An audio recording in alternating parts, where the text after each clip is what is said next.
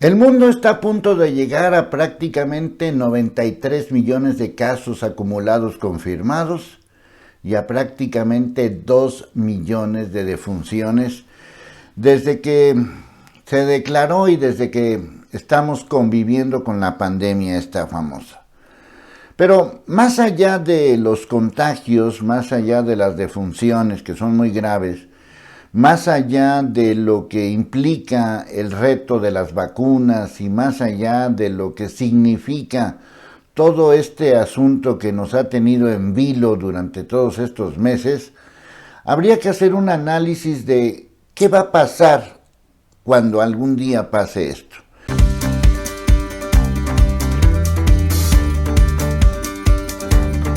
Si hacemos un balance, y me voy a basar en esta lista, la lista oficial, donde nos damos cuenta del número de casos y el número de defunciones, y aquí están enlistados 15 países, entre ellos está enlistado México, como uno de los países con más casos y el cuarto país en el mundo con más defunciones. Seguramente a fines del mes de enero del 2021 o principios de febrero del 2021, México será ya el tercer país con más defunciones. Pero más allá de eso, decía, habría que analizar cuáles son los sistemas políticos que están inmersos en todo esto. Sistemas políticos y económicos, porque no podemos quitar uno sin el otro. Empezamos con Estados Unidos, que pues es un país políticamente dividido en dos partidos políticos que han dominado toda su vida desde que es una nación independiente. Es un país capitalista con un sesgo netamente conservador y con, de alguna manera, se hacen notar en el mundo. Un segundo lugar lo podemos ubicar, por lo menos en el número de casos, en India. Es un sistema completamente diferente al de Estados Unidos. Es un sistema que nada tiene que ver con los supuestos países ultracapitalistas, ultradesarrollados.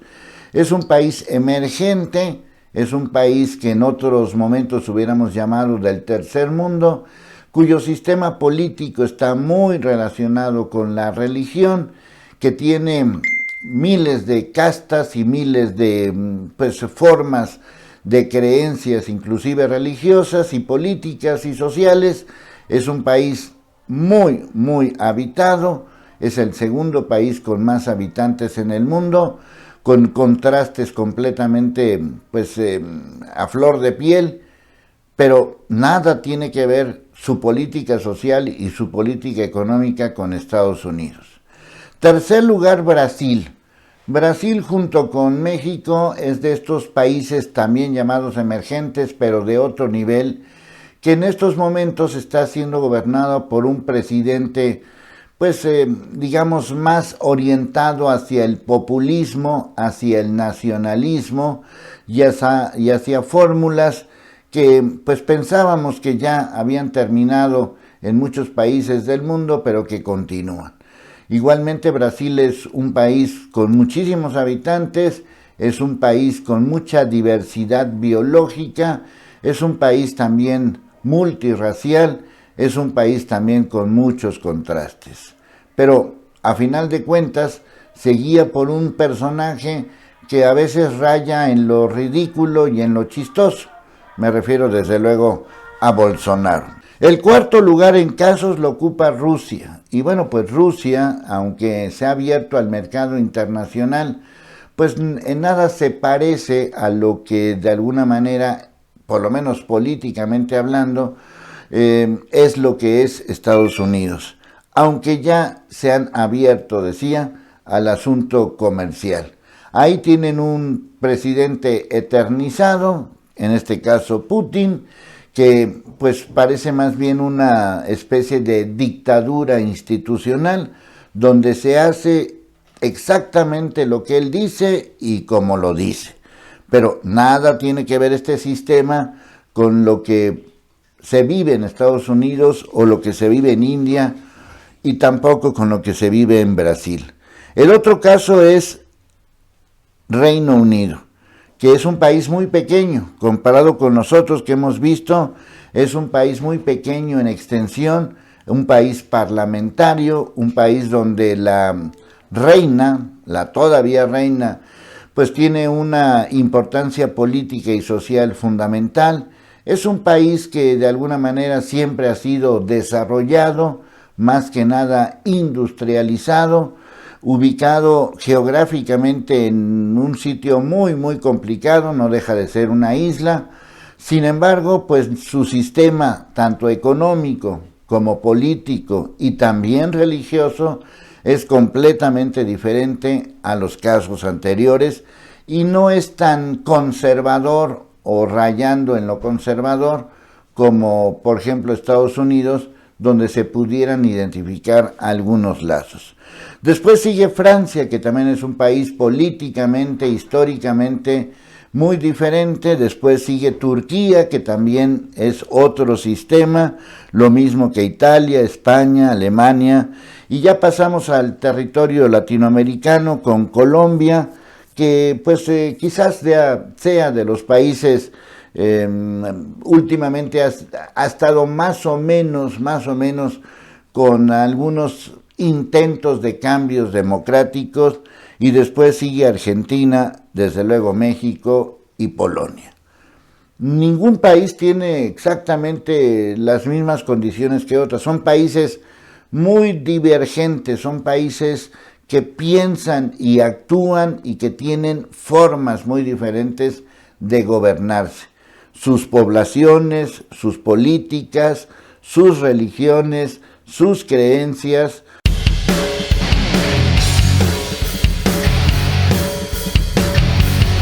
Su asunto. Es decir, lo que quiero decir con todo este tema es que este virus ha afectado a todo tipo de sistemas políticos y a todo tipo de sistemas económicos.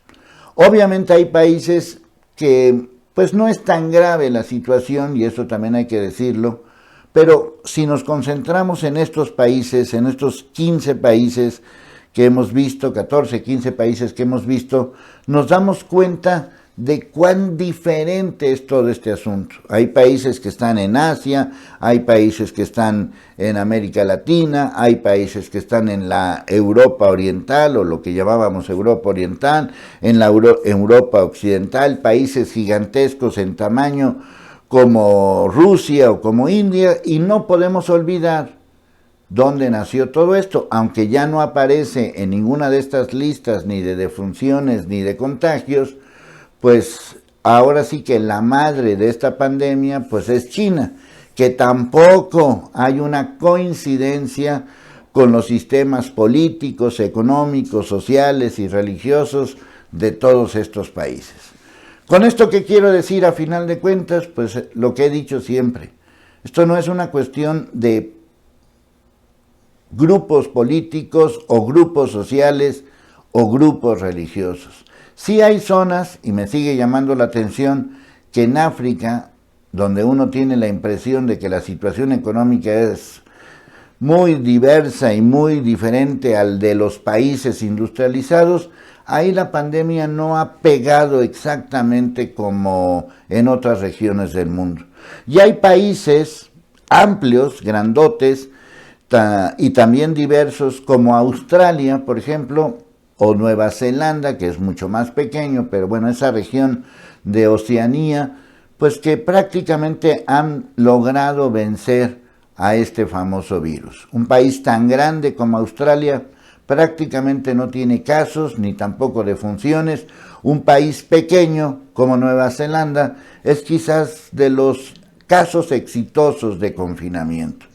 Pero a final de cuentas, este virus ha afectado la economía y la política del mundo. Ya por lo pronto parece que hay una víctima del mal manejo de la pandemia. Me refiero a la derrota de Trump más que de la victoria de Biden. Y seguramente habrá otros caídos, me refiero a presidentes o mandatarios, porque cada uno de estos países tiene distintas formas políticas que también pueden caer por el mal manejo de la pandemia. Total, que no respeta ni credos, ni economías, ni razas, ni religiones. Y hoy está peor que nunca, peor que hace unos meses, peor que cuando empezó todo este tema.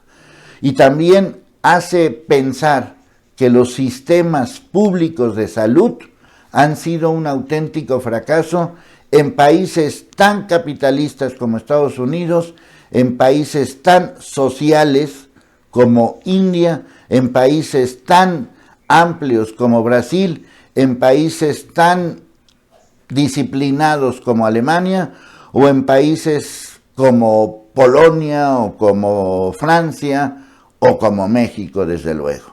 Es decir, las políticas públicas de salud pública en todas estas regiones, en todos estos países, en todas estas formas de gobierno, han sido un auténtico fracaso. Algo no está bien ni en la política, ni en la economía, ni en las políticas públicas. Si no se cambia radicalmente el sistema mundial, el sistema como lo conocemos, califícalo como neoliberal, como capitalista, como social, socialista o como lo quieras llamar, si no se cambia el sistema político, económico del mundo, entonces no habremos aprendido nada de esta terrible pandemia.